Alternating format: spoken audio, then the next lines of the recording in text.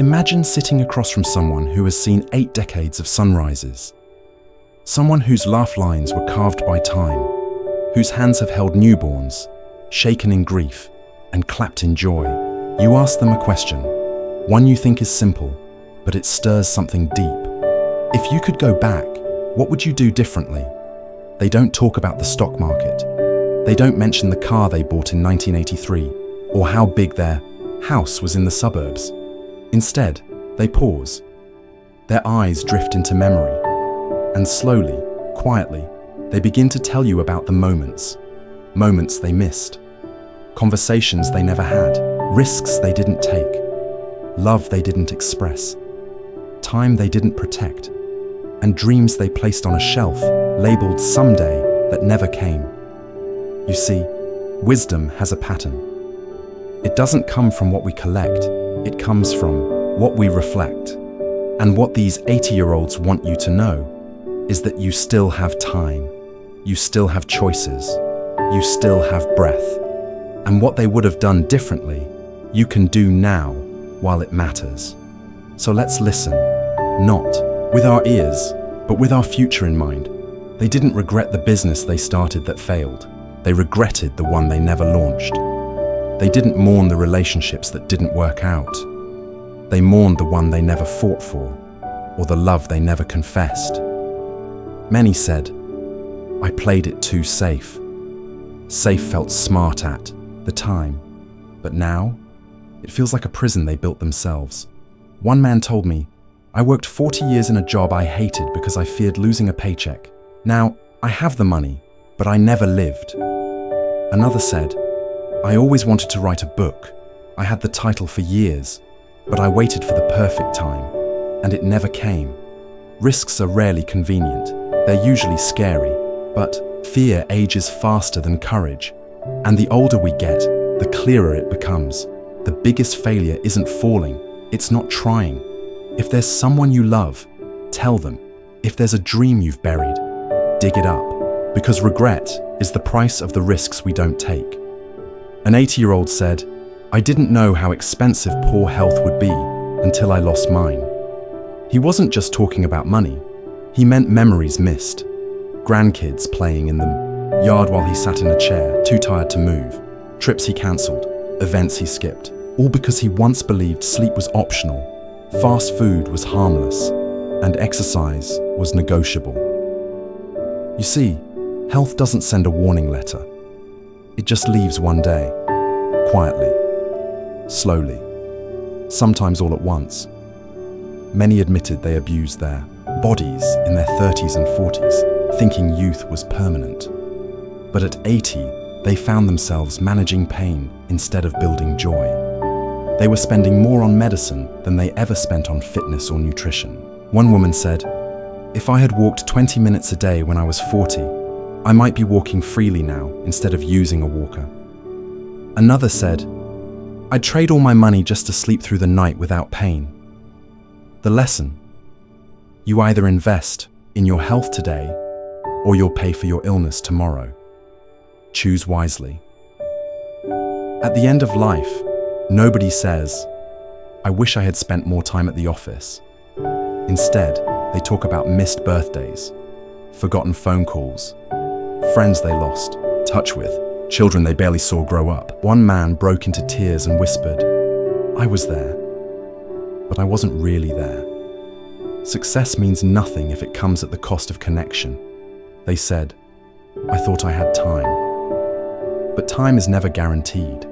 People leave. Parents pass. Children grow. Relationships fade. Unless you fight to keep them alive.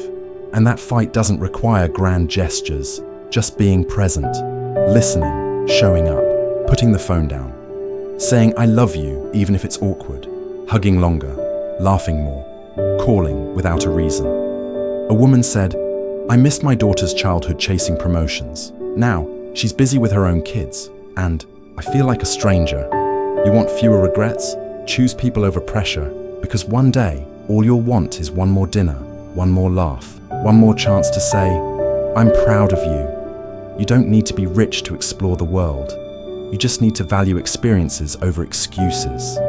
80-year-olds told stories about places they dreamed of visiting: Italy, Japan, the Grand Canyon, but they always said, "Next year." Then their knees hurt, their backs stiffened, their energy dropped, and suddenly, next year became never. One woman said, "We waited for retirement to travel, but by the time we retired, my husband's health declined. We never got to go." Travel isn't just about sightseeing, it's about breaking routine, tasting new food, seeing new cultures, getting inspired, and realizing how small we are in a big, beautiful world. So even if it's a nearby town, a mountain trail, a beach weekend, go while you can. The world is a book, and many only read one page. Time will come when travel becomes too hard, but the photos, stories, and wonder, those live forever. At 80, silence hurts more than being wrong. They said, "I wish I told my dad I forgave him. I wish I told my boss I disagreed. I wish I had told the truth about who I really was." Why didn't they? Fear of being judged, of being disliked, of making waves. So they swallowed their voice and lived behind masks. But with age came clarity. Most people never even noticed what they were hiding. And those who did, they didn't matter anyway. Living in silence is living in a cage of your own making. If something hurts you, say it. If something inspires you, share it. If you love someone, tell them. If you're struggling, ask for help. Truth may ruffle feathers, but silence kills the soul.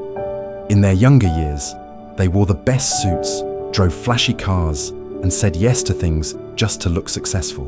They worked for praise, for applause, for status. But as the years passed, they realized something sobering. Nobody was really watching. Everyone else was too busy trying to look impressive themselves. And all that energy spent trying to impress others robbed them of peace. Peace comes from alignment, when your values match your actions, not from likes, applause, or someone else's approval.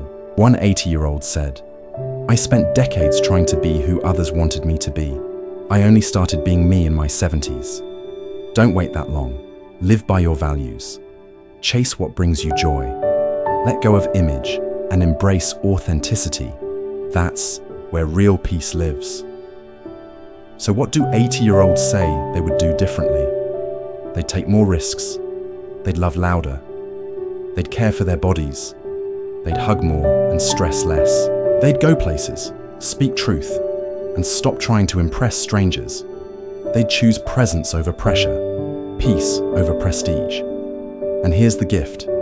You don't have to wait until you're 80 to start living like this. The clock is ticking, but your life isn't over. It's just asking for a new direction. One guided by truth, love, health, adventure, authenticity, and connection. Don't let this wisdom be a warning. Let it be your wake-up call. So good luck. Good luck in speaking up. Good luck in forgiving and reconnecting. Good luck in walking more, loving more, living more. Good luck in turning future regrets into present choices. Thank you for listening. And thank you for having the courage to live now what others only wish they had.